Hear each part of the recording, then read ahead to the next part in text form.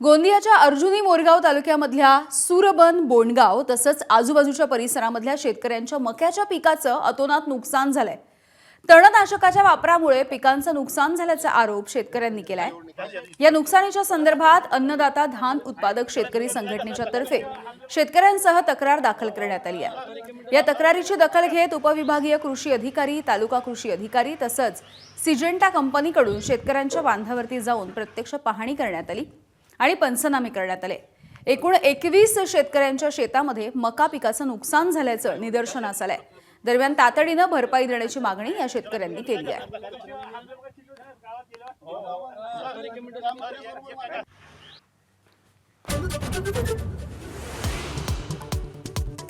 अजितदादांच्या विमानामध्ये सुसाईड बॉम्बरचा वापर झाला होता का? विम्यासाठी अपघात घडवून आणला का? व्हीएसआर कंपनीवरती आमदार अमोल मिटकरींना संशय।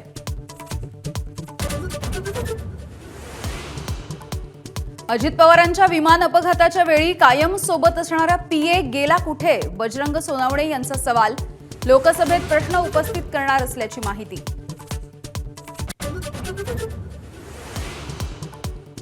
महाराष्ट्राच्या भल्यासाठी दोन्ही राष्ट्रवादींनी एकत्र यावं, सयाजी शिंदेंची भूमिका। तर दोन्ही राष्ट्रवादीच्या संदर्भात पवार कुटुंबीय निर्णय घेणार, बजरंग सोनावणे यांनी केलं स्पष्ट।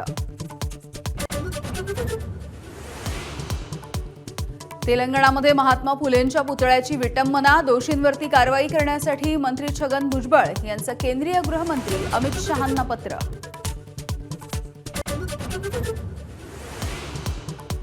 2047ला भारताचे तुकडे करू म्हणणाऱ्यांचे तुकडे पडतील, सरसंघचालक मोहन भागवत गरजले। 2047ला अखंड भारत होईल अशी स्वप्न पहा, असाही सल्ला।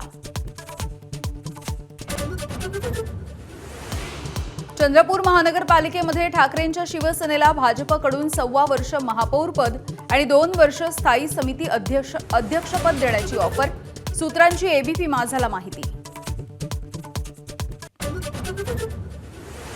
अकलूजमध्ये मतदान केंद्रात लहान मुलाला घेऊन जाणं, राष्ट्रवादीचे उमेदवार अर्जुनसिंह मोहिते पाटील यांना भोवणार, उपजिल्हाधिकाऱ्यांचे कारवाईचे आदेश। तर संभाजीनगरमध्ये आमदार विलास भुमरेंच्या मुलाच्या बोटाला शाई लावल्यामुळे संबंधित कर्मचाऱ्यांवरती कारवाईचा बडगा।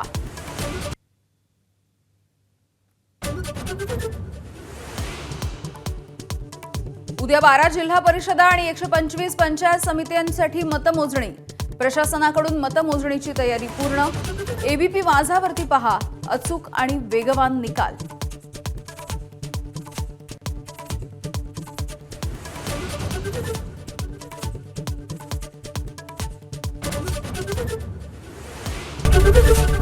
एबीपी माझा, उघडा डोळे बघा नीट।